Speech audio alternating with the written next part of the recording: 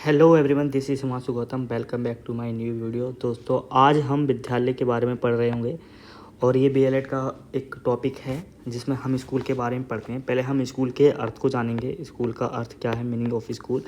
साधारण रूप से देखें तो विद्यालय का अगर हम संधि विच्छेद करते हैं तो विद्यालय शब्द दो शब्दों से मिलकर बना है, विद्या प्लस आल्य।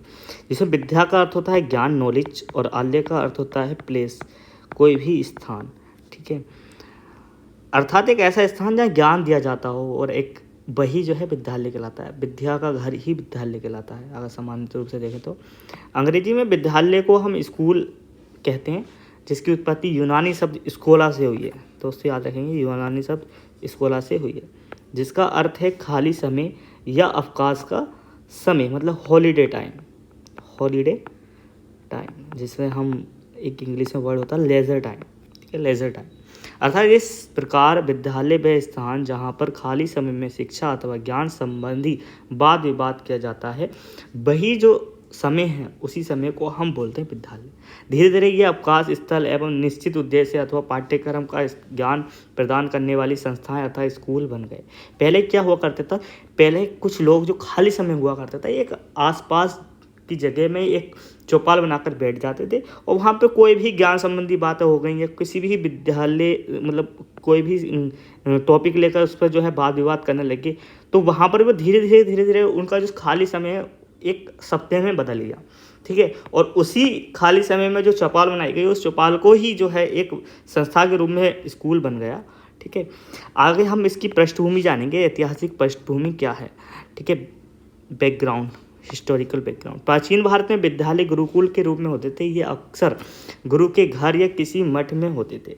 यहाँ पर हर प्रकार की शिक्षा उपलब्ध कराई जाती थी, परंतु इन गुरुकुल में केवल और केवल राजाओं के पुत्र या उनके सगे संबंधी ही जा पाते थे। पहले क्या हुआ करता था, पहले जो है विद्यालय गुरुकुल में होते थे। विद्यालय की जो शिक्षा थी वो गुरुकुल में हुआ करती थी। बेसिकली हम गुरुकुल को ही विद्यालय कहते थे। गुरुकुल में क्या जाते थे, राजाओं के पुत्र जा रहे हैं या उनके सगी संबंधी, उनके रिलेटिव्स जा रहे हैं। फिर धीरे धीरे जैसे ये आगे बढ़ा, फिर मुगलों का ज़माना आया। मुगल मतलब इस्लामिक इन्वेजन हुआ। उसके बाद जो है बच्चों की जो शिक्षा कराने के लिए फिर वो मदरसों में जाने लगे। ठीक है, इसमें यह लोग केवल और केवल इस्लाम धर्म के बारे में पढ़ाया जाता था। इसमें मुगल बादशाह या तो अपने मुसलमान लोगों को या किसी अन्य धर्म के बच्चों की ज़बरदस्ती इस्लामी अपना कर इसमें भेजते थे, जिससे वे इस्लाम धर्म को समझे तथा उनके नियमों का अमल करें। उस समय पूरे देश में मंदिर, मस्जिद और गांव में एक विद्यालय का होना जरूरी था। आज ज़्यादातर विद्यालयों में पढ़ाई लिखाई के समय अनुशासन और पाठ्यक्रम के विषयों का ज्ञान और खेल संबंधी ज्ञान भी सिखाया जाता है। पहले के ज़माने में क्या हुआ करता था, पहले जो बैकग्राउंड में अगर हिस्टोरिकल बैकग्राउंड में हम देखते थे, तो जब हिंदू इन्वेजन था, जब हिंदू साम्राज्य चल रहा था, तो वो हिंदू धार्मिक चीज़ें पढ़ाया करते थे।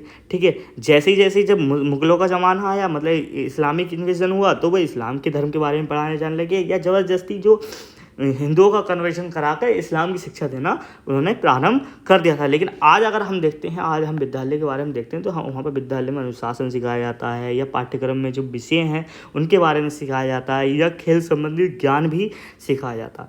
हम एक रूप में देखें कि विद्यालय एक ऐसा संस्थान होता है जो किसी बच्चे का निरीक्षण करके ये समझता है कि उसे किस विषय या किस वस्तु में रुचि है, उसे जानकर उसे आगे बढ़ने के लिए प्रोत्साहित करता है तथा उसे संबंधित कौशल में वृद्धि करता है। विद्यालय का बेसिकली कार्य क्या होता है, विद्यालय का बेसिकली कार्य होता है कि बच्चों का वो निरीक्षण करे, बच्चों को जो ऑब्जर्वेशन की श्रेणी में रखकर वो ये देखे कि बच्चों की रुचि कहाँ पर है, और जिस क्षेत्र में जिस विषय में उसकी रुचि होती है, उसी रुचि को आगे बढ़ाने के लिए वो प्रोत्साहित करता है, उसे आगे बढ़ाता है, उसके कौशल में वृद्धि करता है।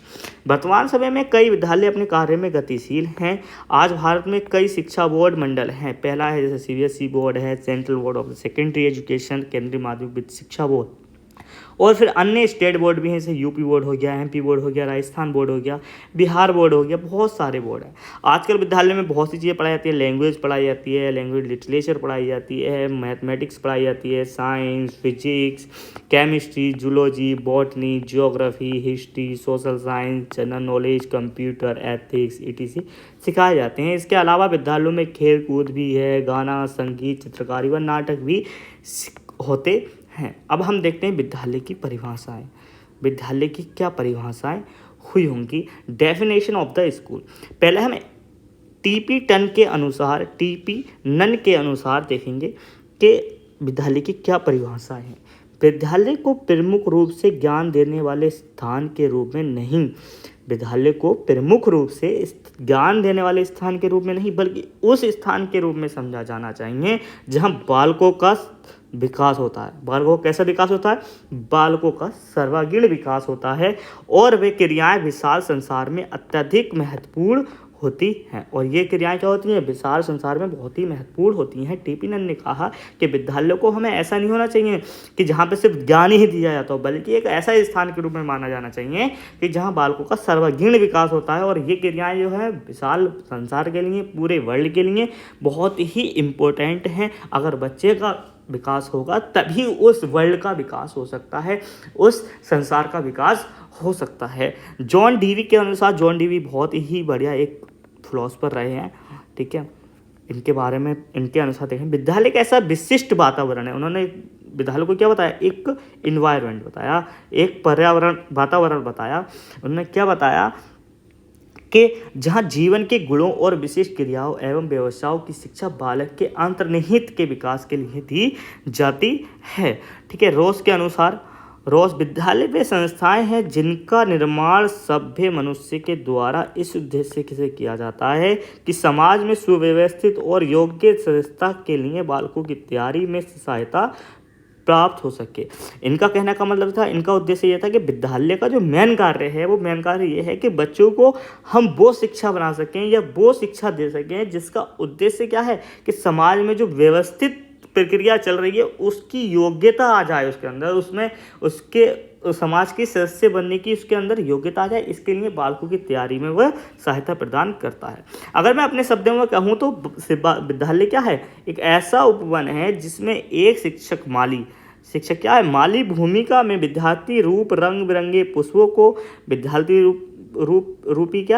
रूपी क्या है? पुष्पों को अपने ज्ञान की धारा के साथ सींचकर उन्हें इस प्रकार व्यवस्थित करता है कि वे उपवन की शोभा बढ़ाने के साथ साथ अपने संपूर्ण पर्यावरण की निर्मल पवित्र बनाने का निरंतर कार्य करते हैं। इन परिभाषाओं से कुछ तथ्य स्पष्ट होते हैं। पहला है कि विद्यालय का विशिष्ट वातावरण का नाम है।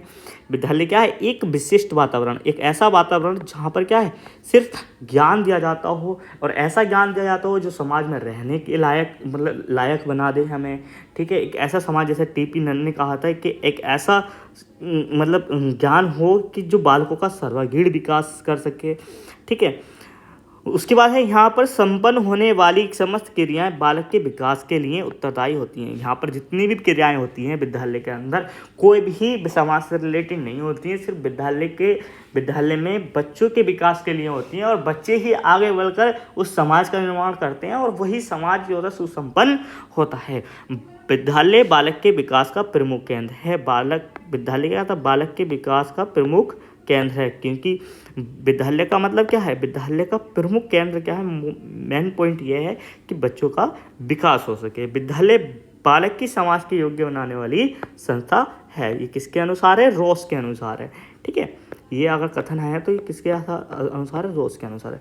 विद्यालय की आवश्यकताएं तथा उसका महत्व, हम उसकी आवश्यकता, उसके महत्व को जानेंगे। समाज में विद्यालयों के स्थान, महत्व और उसकी आवश्यकताओं पर प्रकाश डालते हुए ऐसे बालकृष्णन जी ने लिखा है कि किसी भी राष्ट्र की प्रगति का निर्णय विधानसभाओं, न्यायालयों और फैक्ट्रियों में नहीं वरन विद्यालयों में होता है। तो कितनी बढ़िया बात कही उन्होंने। कहा कि किसी भी राष्ट्र की प्रगति हो, ठीक है, या किसी भी स्टेट की प्रगति हो या किसी भी देश की प्रगति हो, तो उसका जो निर्णय है वो विधानसभाओं या न्यायालयों या फैक्ट्रियों में नहीं वरन विद्यालयों में होता है। क्योंकि विद्यालय में ही सबसे पहली पीढ़ी पढ़ती है। पहली पीढ़ी का मतलब यह है सबसे पहले स्तर का अगर समाज की जो विचार है वो निकलता है, ठीक है। छोटे बच्चों में ही क्या होती है? विकास सर्वांगीण होता है और उस पर ही आगे चलकर एक अच्छे समाज की स्थापना करते हैं। वही लोग जब विधानसभा में जाएंगे, न्यायालय में जाएंगे तो अच्छा डिसीजन, अच्छा निर्णय ले पाएंगे, जिससे हमारा राष्ट्र होगा सुसंपन्न होगा, एक बेस्ट राष्ट्र बन सकता है। विद्यालय शिक्षा के केंद्र बिंदु हैं, ठीक है। विद्यालय में क्या होती है? शिक्षा पढ़ाई है, शिक्षा होती है। शिक्षा में इनकी आवश्यकता तथा महत्व को निम्नलिखित बिंदुओं द्वारा समझा सकता है। व्यक्तित्व का विकास, पहला कार्य क्या होता है विद्यालय का? कि वह व्यक्तित्व का विकास करता है। जब कोई भी बच्चा कोई भी शिक्षक से जो है इंटरेक्ट करता है, मतलब मिलता है, तो वो उसके व्यक्तित्व को धारण करना चाहता है। वो देखता है वहाँ के आसपास के माहौल को। व्यक्तित्व का निर्माण का मतलब ये है, जब वो जाएगा तो इक्वलिटी को सीखेगा कि वहाँ पर सभी समाज के सभी धर्मों के बच्चे एक साथ पढ़ रहे हैं। किसी विषय के बारे में पढ़ेगा, वहाँ से शिक्षा लेगा, जिससे क्या होगा, उसकी पर्सनालिटी डेवलप होगी। जब पर्सनालिटी डेवलप होगी तो भाई उसके अंदर के जो विचार होंगे वो भी डेवलप होंगे। संस्कृति का विकास होगा। संस्कृति मैंने जैसे बताया, वहाँ पर अलग अलग धर्म के लोग होंगे, ठीक है। वो धर्म जब से सीखेगा, उनके हर किसी के धर्म की अलग अलग बातें होंगी जो अपने ऊपर ही वो धारण करेगा। और उसके एक बीच वाला पॉइंट, मतलब एक होता है ना इक्वल वाला पॉइंट जो है, उसको वो समझ पाएगा। इक्वल वाला, इक्वलिटी समानता सीख पाएगा, समानता सीख पाएगा। नेक्स्ट सामाजिक वातावरण की व्यवस्था। सामाजिक वातावरण, वहाँ पर क्या होगा, हर प्रकार का वातावरण मिलेगा, जिसमें पहला है सामाजिक वातावरण। हम विद्यालय को एक लघु समाज के रूप में भी देखते हैं।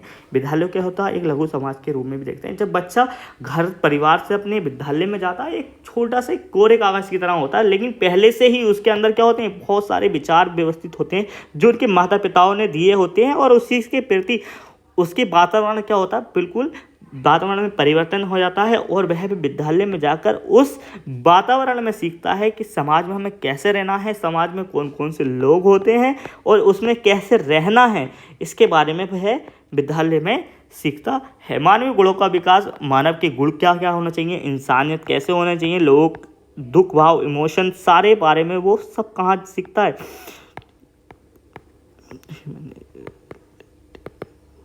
वो सब विद्यालय में सीखता है कि मानव के गुण क्या क्या होना चाहिए, ठीक है।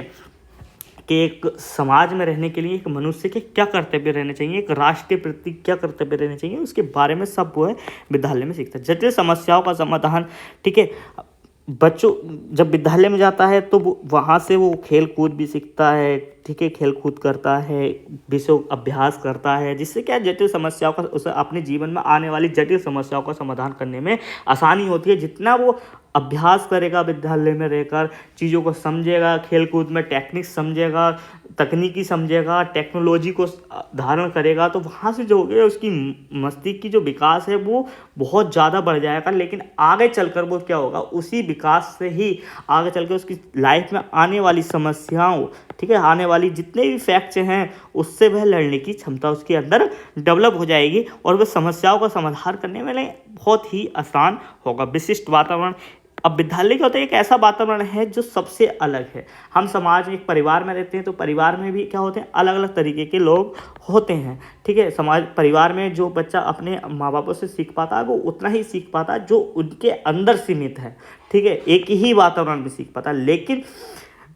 विद्यालय क्या है, विद्यालय के ऐसा वातावरण, एक विशिष्ट वातावरण बनाया है जहाँ पर अलग अलग प्रकार के लोग आते हैं, अलग अलग प्रकार के बच्चे आते हैं, जिनकी शिक्षा का केंद्र, जिनका एक ही केंद्र होता है शिक्षा। और वो शिक्षा कैसी होनी चाहिए, यूनिफॉर्म शिक्षा होनी चाहिए, मतलब सामान्य शिक्षा होनी चाहिए, जिससे वो है अपने आप को धारण कर सके, अपने अंदर जो व्यक्तित्व का धारण कर सके। आदर्श समाज का निर्माण, एक ऐसा समाज, विद्यालय का दूसरा कार्य क्या होता है, आवश्यकता क्या होती है, एक आदर्श समाज का निर्माण।